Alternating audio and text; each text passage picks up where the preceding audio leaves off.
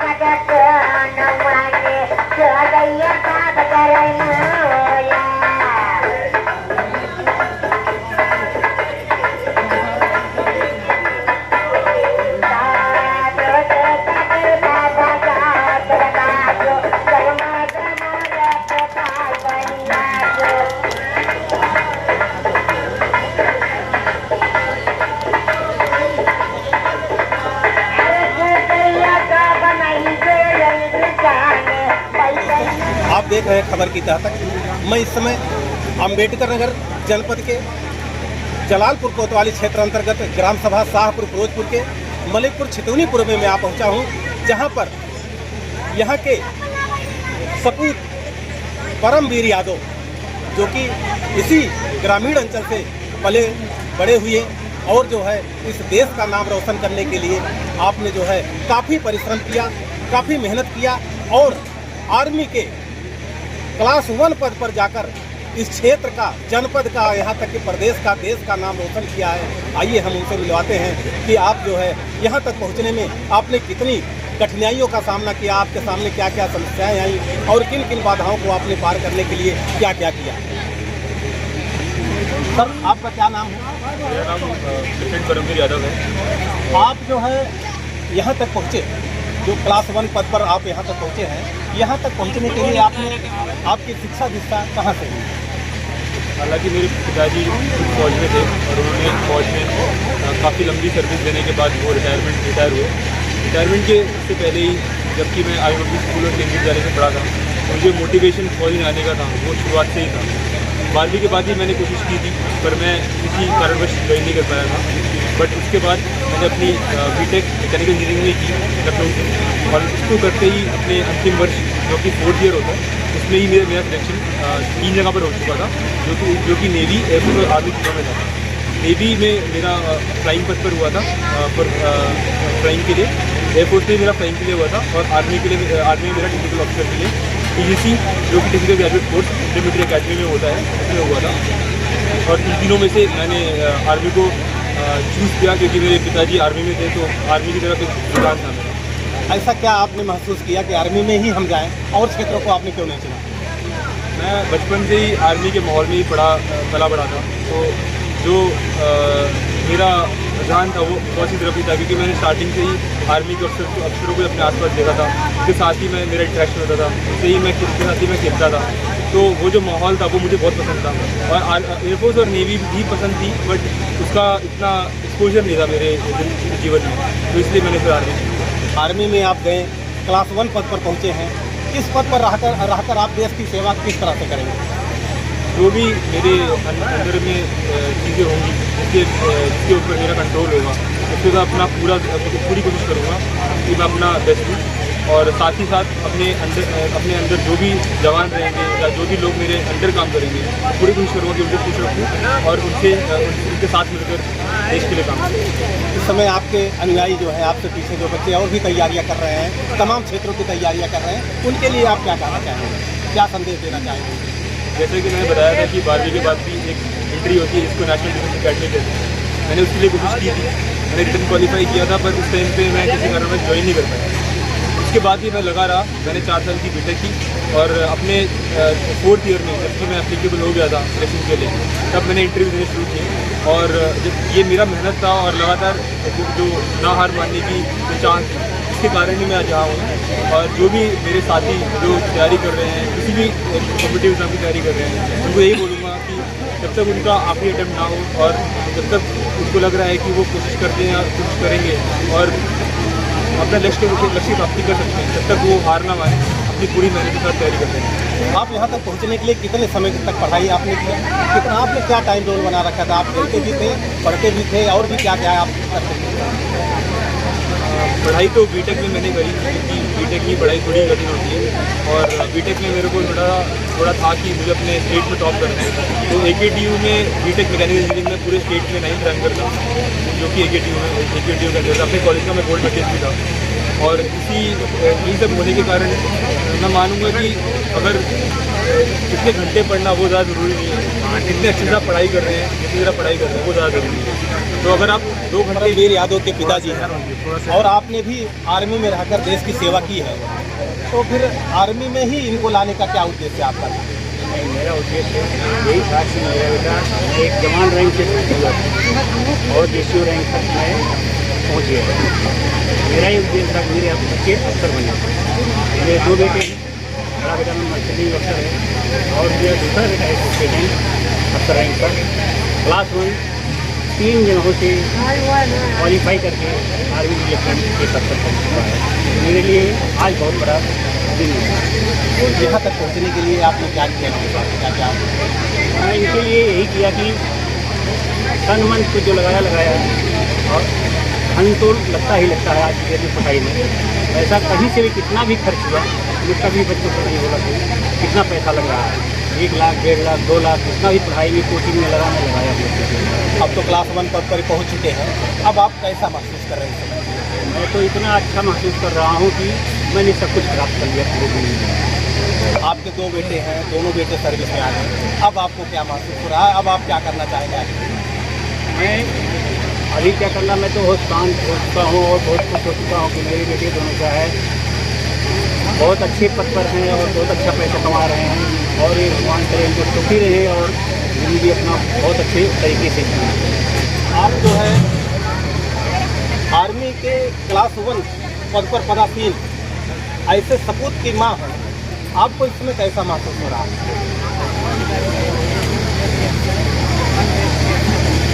आपके बच्चे दोनों सर्विस में गए, और सर्विस में जाने के लिए आपको, क्योंकि ये ऐसा माना जाता है और कहा भी जाता है, और ये सत्य भी है कि माता ही जो है प्रथम पाठशाला होती है, आपने इनको कैसी शिक्षा दीक्षा दी कि आप दोनों बच्चे आपके सर्विस में आ गए? सर मेरे बच्चे इतने अच्छे हैं कि आप उनको बता नहीं सकते। मेरे बच्चे बहुत अच्छे हैं।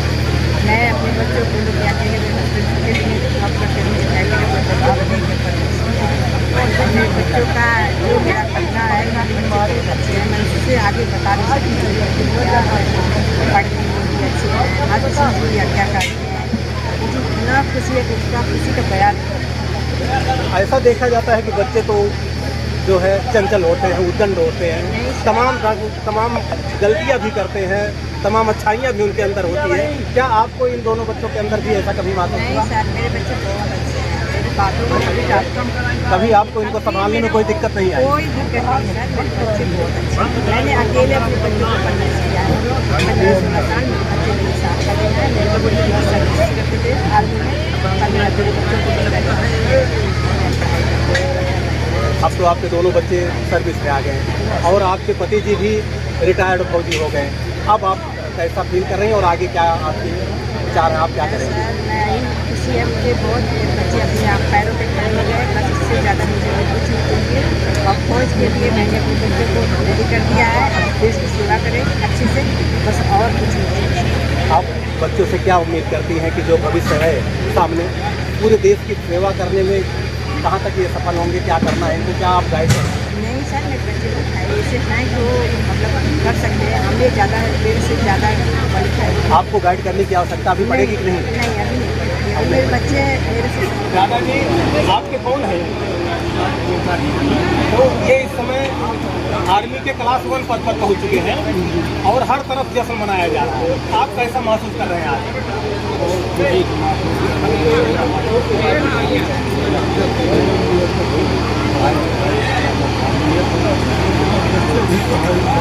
तो इस समय क्लास 1 पद पर पहुंच चुके हैं।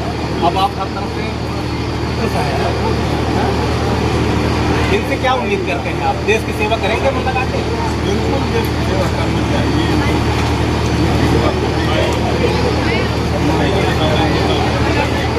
दादी जी ये आपके कौन है?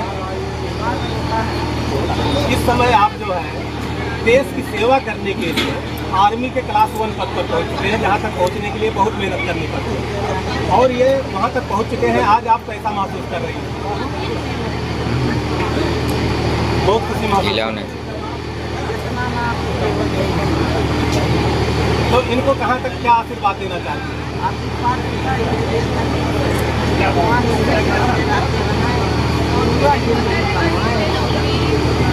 और देश की सेवा में करती है। इस समय हर तरफ जश्न मनाया जा रहा है और इस जश्न में आप भी उपस्थित हैं। ये कैसा जश्न मनाया जा रहा है और इस जश्न में आप उपस्थित होकर आप कैसा महसूस कर रहे हैं? आज ऐसा है, बहुत ही गर्व की बात है।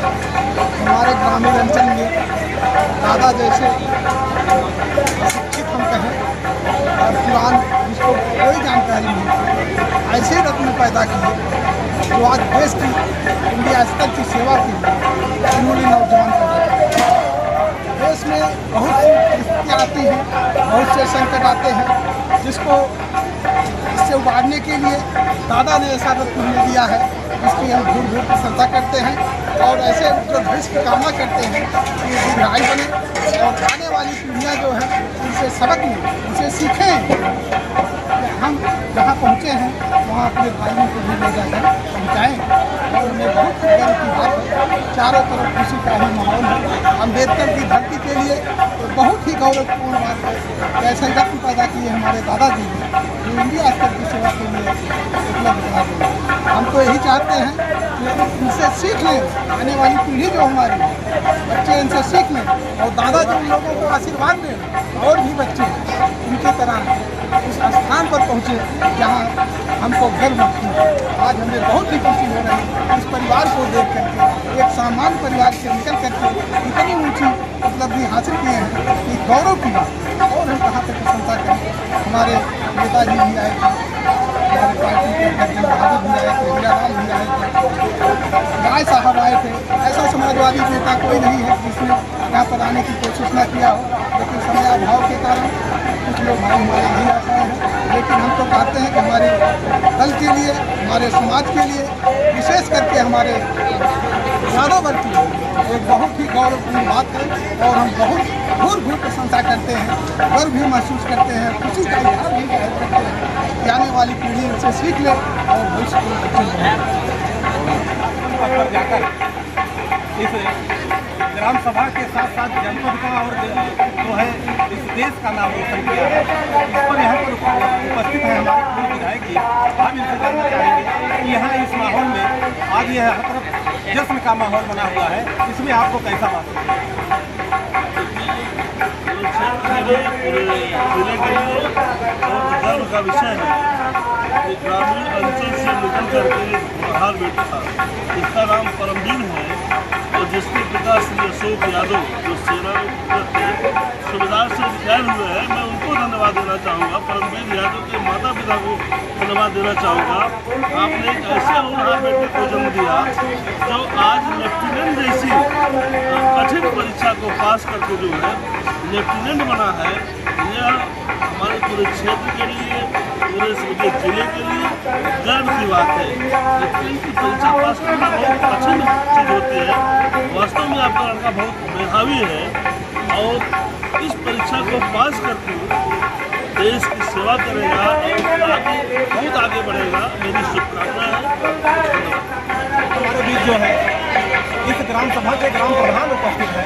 हम चाहेंगे, इनसे भी जानना चाहेंगे कि इस समय यहाँ पर हर तरफ जश्न का माहौल मनाया जाता है, तो आप इस माहौल में आप भी उपस्थित हैं।